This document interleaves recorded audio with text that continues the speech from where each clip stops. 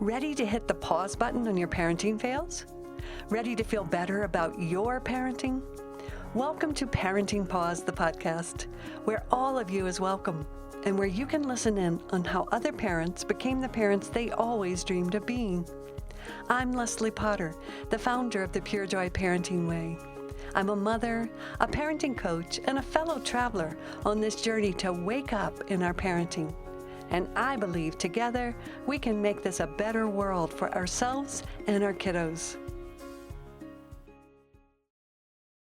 Today I'm welcoming Robin, a single mom to copy her 7-year-old son. Raised in England, Robin found herself moving to New Zealand, where she gave birth to her son and is raising him as a single mom on her own terms. Choosing unschooling as his educational model has given her an opportunity to rewrite her parenting story, as well as her ideas on education. Welcome, love. Thank you for joining me today. Hi, Leslie. It's lovely to be here. I would love for you to share with us about you becoming a mom and what your fantasy was. Take us a little bit on your journey of how you got there. My intention was not to have any kids.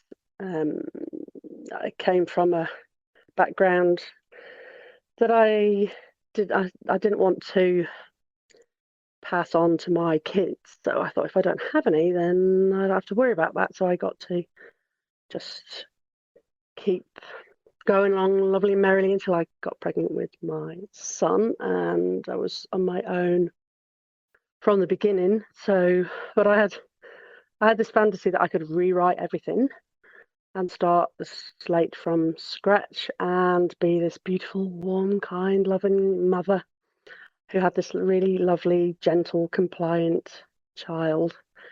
And that isn't the reality at all. The reality is all the things that I had avoided in my earlier years. I was 36 when my son was born. All the feelings that I had avoided came back to, not to haunt me, but they came back as a solo mom of a young how do we describe him? Because he's this wild child, and he's a lovely, perfect, compliant child I thought I would have. Yeah, and this is a story after my own heart because I keep hearing this over and over, but especially for you, we're both single moms, and that you had organized your life very neat and tidy in thinking, well, I just won't have a child, right? So that will keep me protected. And the beautiful gods of the fate or whatever brought us both these beautiful, precocious, delightful children that seems to be are here to wake us up a bit. Yes, he's not here to live by anybody else's rules. He just wants to be accepted for him, which is really hard to do. I don't know if we really accept anybody for who they are. We all Especially hoped that they would ourselves. be somebody else. But yeah, maybe, yeah, especially ourselves. Mhm.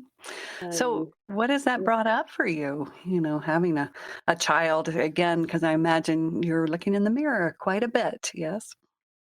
Yeah, he's very much like I was when I was younger, except that I was made to conform or forced to conform and forced to not have the feelings that I had or the thoughts I think I was a very annoying child to my parents, smart mouthed and a bit too smart for my own good, and didn't fit. But the difference between me and my sons, by the time I was 7, I was terrified not to conform, and I did. So I just conformed, and I became what everybody wanted me to be.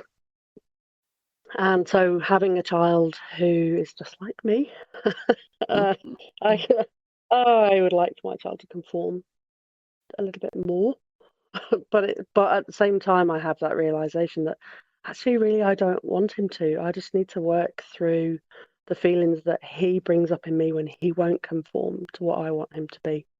So I can hear that you have this conflict. Yes, I want him to conform, and then the other says, no, I don't want him to conform. So I would imagine that's really challenging. it is really challenging, and especially because I would like our home world to be lovely and peaceful and gentle, and the sun always streams in through the windows, and we're gently giggling. And I'd like my outside the house world to look like that too, Mhm. and not like it does look when my kid tears around the supermarket and hides under the shelves, and everybody else's child looks very normal. They must have been threatened with their lives before they went in there. And my kid's bouncing off the walls, and so I'd like it to look out of home, like I have everything under control, and I don't. And so there's I guess underlying that is is a sense of shame that everybody else seems to have their kids under control and I don't. Well, I know when that kind of led you my way, and maybe could you Yeah. could you speak a little bit about why this model spoke to you? Um, I realised that we want to manage our kids in a way that makes it look like we've got them under control, and I think it's the baggage that we come to parenting with that determines how we, I guess, how we treat children. But it's our baggage, it's not theirs, and so instead of trying to constantly change our kids, we need to have a look at ourselves first. And for me, I find it quite hard to look at myself because I turn around and look through my baggage, and it doesn't look very nice, and I hid it away for so long that I got to pretend it wasn't there. But now having a child, I realise that it's all the stuff that I hid away and didn't deal with that determines how I approach him. And that's not his story. It's mine. And so your work is showing me how to deal with me and what I come to the story with. Yeah, instead of trying to change him all the time, I realise I need to do some work on me. I love that you are unschooling also because that journey is one of unlearning. And this is what you're doing in your parenting also. As you say, I'm unlearning a way of being with myself because I know when you first came, there was a lot of self aggression towards yourself, with Yes. Kopi being like the location of all the intensity and the precociousness and all. And then there was this self aggression toward you. So I know this has been a deep unlearning process for you of how you can actually treat yourself. Very much so, and I can't say that I'm out of the woods yet. I don't know if we ever get out of the woods with ourselves, but it's really helping me or showing me these massive neon signs that say, "Yeah, stop going down that passage. Come to this one. Show yourself some compassion." Guilt and shame, and I still go there a lot. Guilt and shame don't really get you anywhere. Um, but it's in my head. It was you should have known better. You know how it feels when you want to express yourself when your parents squish you down. You know you should know better. Oh yeah, I have a whole list of things that I scold myself with. But I think we've been working with each other for more than 2 years now. I think we could be even coming up closer to three. And the way that I used to be really horrible to myself was quite intense. I still have that. I don't know if anybody ever stops completely self-aggressing, but it's really destructive, and it doesn't allow you to grow out. You just stay stuck in it, and I feel like I'm emerging like a new seedling in the spring. Finally.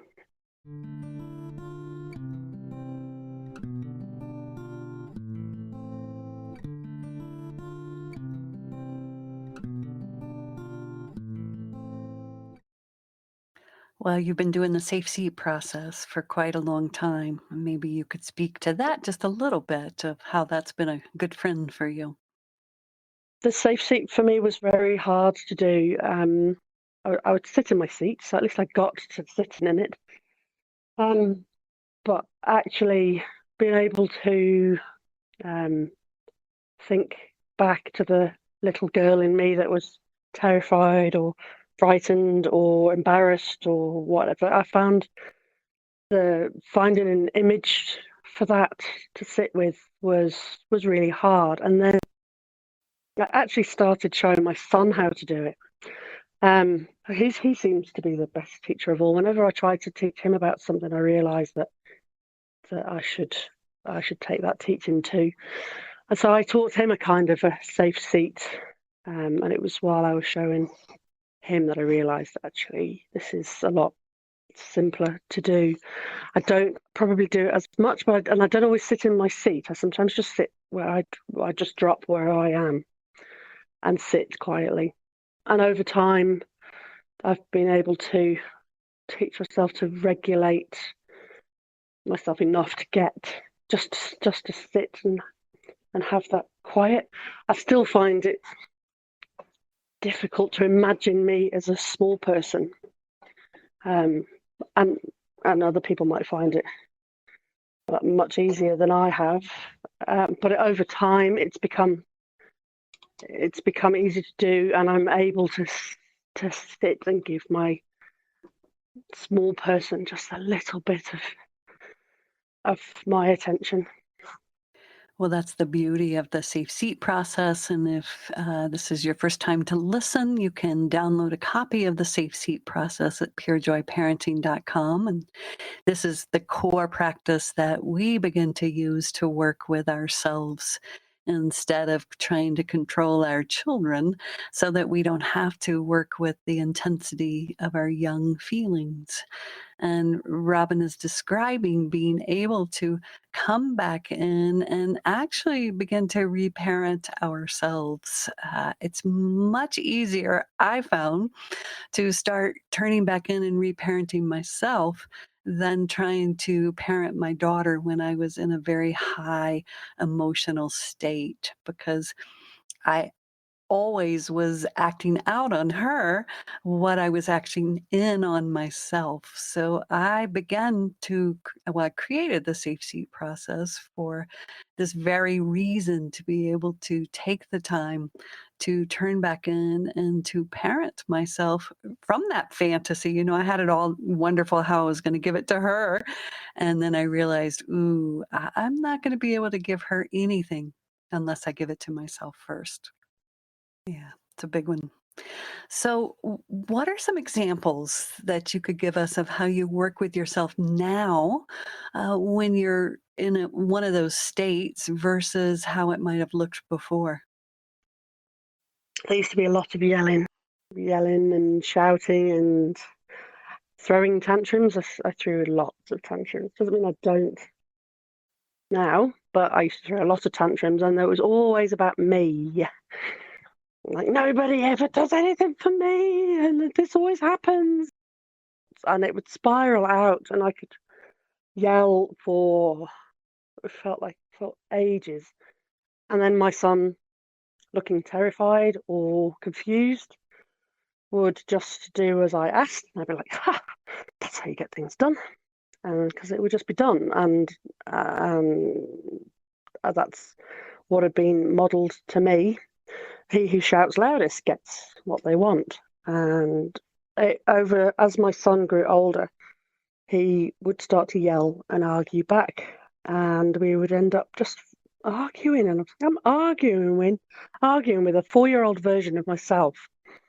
These days, I mean, I still have my moments of yelling, but I can take myself away. Not always, but I can take myself away and go safe seat, or just take myself out of the situation and go and have a think, once I've calmed down, of what it is that's brought that response. I don't always manage it, but unschooling Corpy has been, I feel it's really intense, because now it means that we're in each other's company all the time.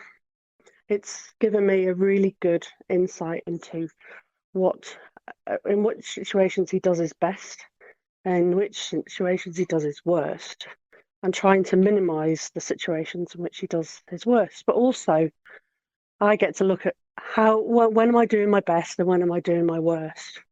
And sometimes, and this is the The difficult bit is when I'm doing my best, he can be doing his worst. And then I feel like I'm not getting what I need if I then have to change things so he's in his best state. But if he was at school, I wouldn't be able to do that because I would only see him at his worst when he came home from school. This is beautiful how you're describing what we were just talking about, how you used to deal with some of his behavior and how it's different now. And I remember we were just on a call in our group yesterday when you were able to do something very different with the radio. Yes, when because he likes to listen to the radio 5 whole volume strokes higher than me, and it just makes it's only 5. He likes it on 14, and I like it on 9. And so instead of fighting over the volume, I just asked him to go and sit closer and put it on 9 and sit closer. Yeah, I Hear him. remember you just saying in the call, it was like, wow, that was really different. Because I could Yeah, have felt close. threatened by that and yelled at him and, acted like a victim. And oh, I was able to stay in my prefrontal cortex and my adult and actually guide him to, as you're talking about, his best case scenario. Yeah, just let him go and sit closer to the radio, and then it's problem solved. Yeah. And it was, oh, look at that. We both got what we wanted, and nobody had to die. Woo, I just love hearing that because that's what often happens. We feel like it's their need or our need, or, you always get what you want, or I never get what I want. And how beautiful as you just said it. Look at that. We both got our needs met and no one died. Well, I want folks to know that this is what begins to happen in this process when we're able to continually train ourselves, which is what you're describing, a training of ourselves to actually be able to pause, which takes quite a long time to actually be able to train that moment that you were able to just have the tiniest pause before your reaction came out and your stress came out on him. And in that pause, I want people to know that as we train ourselves, we're able to stay in that more adult brain, which is going to be our prefrontal cortex. And in that adult brain, you had the capacity to see that he had a need and you had a need, and they could Yeah, both be met. it's something that's taken a really long time. I don't think that 3 years ago, 2 years ago, even maybe even 6 months ago, in the I wasn't able to do that. On Friday, we went to see the doctor, and I didn't want my son to hear what I was talking to the doctor about, but I didn't have anybody who could look after him. So this is quite a common thing. And we don't have screens at home, but they're a very good tool when I'm out and I don't want my son engaged in what I'm engaged in. And so I put on his Scooby Doo, and he put the headphones in, and he put a little blanket over him and lay on the doctor's chair. And then when the appointment was over, he was like, "Okay, bye bye, see you." And I got Corpy and I said, "Oh, let's go." And he was like, "No, no, no, no, no, no, no, I haven't finished watching." And I really just wanted him to just do as he was told in front of the doctor, and because there were 2 doctors in the room, just do as he's told and go to the. And I didn't. I just said, "Oh, hey, how about you can watch it between this door and the front door of the surgery, and then when we get there, you can give it back." Okay. Whereas normally I would have just snatched it off him and scolded him for not making me look like an amazing parent. And then we'd have had an argument about it, and I'd have felt terrible, and I'd have self-aggressed for the rest of the evening. And the doctor said to me, "I can tell you're an amazing mum. Just look at that. Beautiful." And I was like, "Oh, look at that." Oh, Oh, look at me. thank you very much. And I didn't have to force my child to do what I wanted him to do so that I looked good in front of the professionals. I just found a great compromise. Took some, in a split second, just found a compromise. And when we got to the front door, he handed me the phone and we left.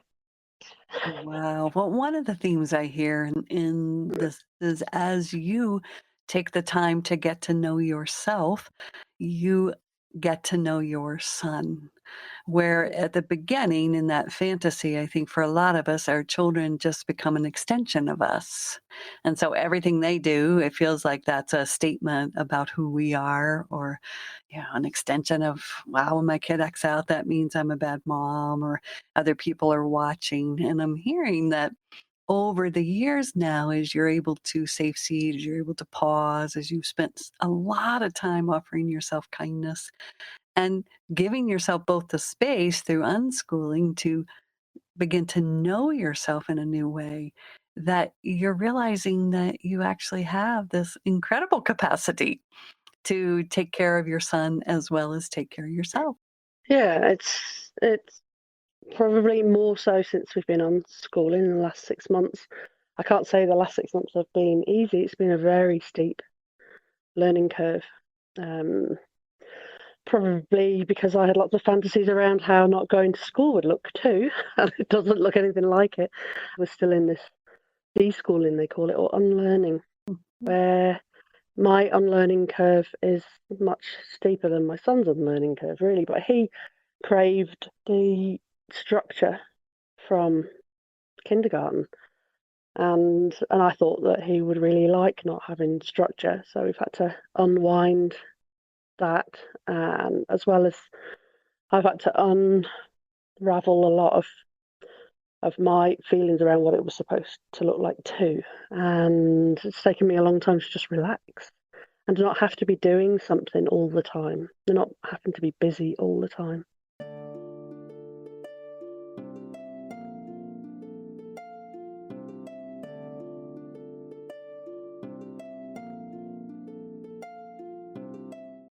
Some of our listeners may not know what unschooling is. So could you speak for to you what that means for you? Because I know it's very different for all of us that have taken that route.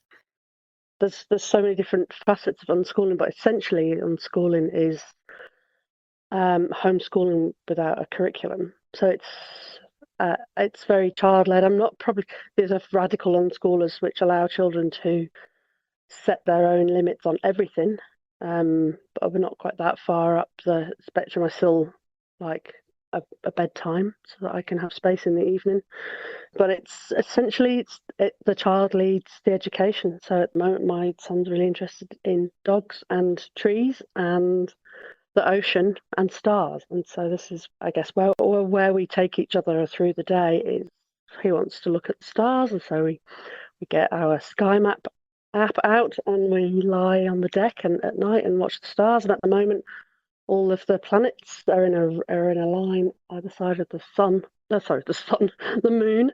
And so we've been lying there for hours looking at and talking about stars. And there's no lesson on maths and a lesson on science and a lesson on language. It's just all weaved into what we do each day, and it's fantastic. I mean, it doesn't mean Mm. that I don't have my.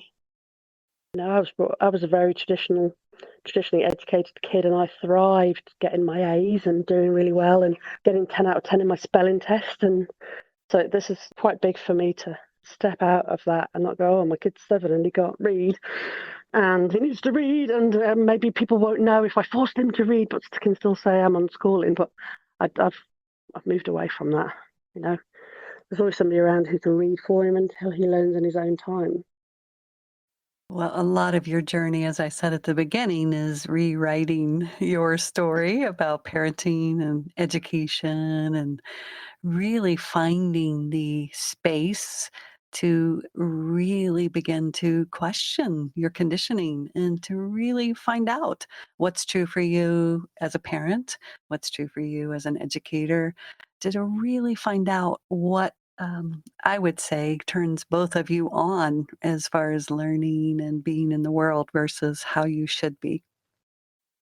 We're still in that unraveling period, but it is fascinating, and it does get you or give you the opportunity to look at all your conditioning. There's still so many layers of conditioning there. I don't know if I'd ever really come out the other side and have unraveled all of it, because there's the subconscious stuff that we do that's still heavily steeped in um, and conditioning that I may not unravel in my lifetime. But it's raising Corpy, as with all its amazingness and its challenges, and it's just made me wish I could kind of go back and tell my parents, guess what?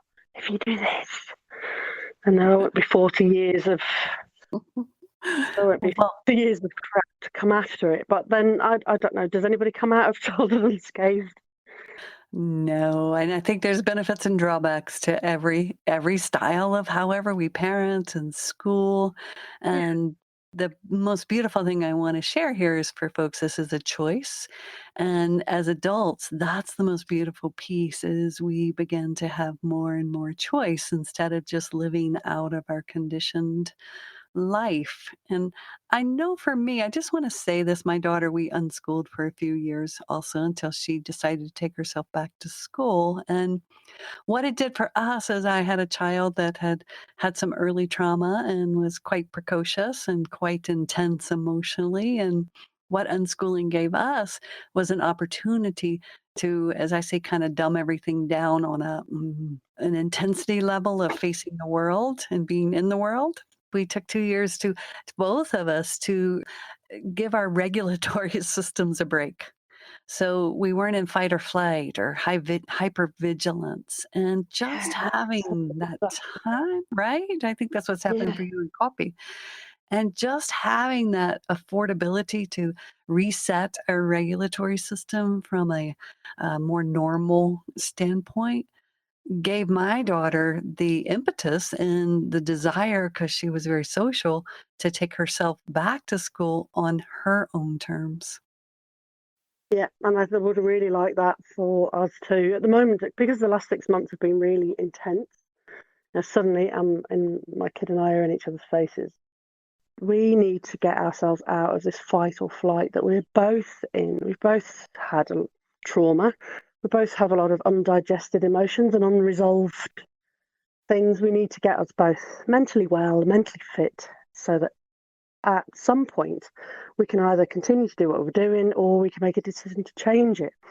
But supporting me is not telling me to put him back in school, because I think that we would both end up exactly where we were 6 months ago when I took him out.